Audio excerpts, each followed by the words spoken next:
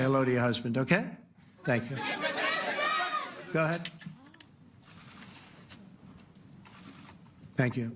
Thank you, Mr. President. You were criticizing Where are you from? Bloomberg News. Oh, Bloomberg. That's wonderful. You were criticizing the Federal Reserve Chair before coming to this summit. Yeah, I think he's terrible. I was wondering if you've begun interviewing different candidates for the Fed pick. Yeah, I know within 3 or 4 people who are going to pick. I mean, he goes out pretty soon, fortunately, because I think he's terrible. We have no inflation. We have a tremendous economy. Hundreds of billions of dollars of tariff money is pouring in. Factories are being built because they don't want to pay the tariffs, so they're building them all over the country. I think we're close to $15 trillion. I told you $5.1 trillion from the Middle East alone, but of investment money coming in. There's never been anything like that in the history of our country. But we have no inflation. And we have borrowing because Biden, stupidly, they did short-term debt. So we have borrowing coming up.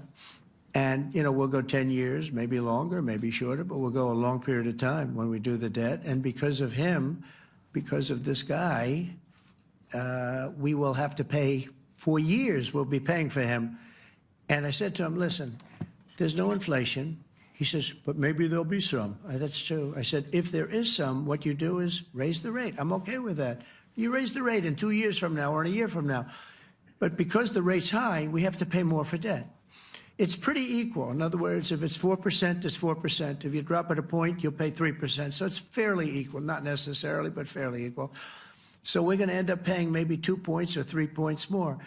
3 points would be about $900 billion a year because of this very average mentally person. He's an average mentally person. I'd say low in terms of what he does, low. Low IQ for what he does, okay?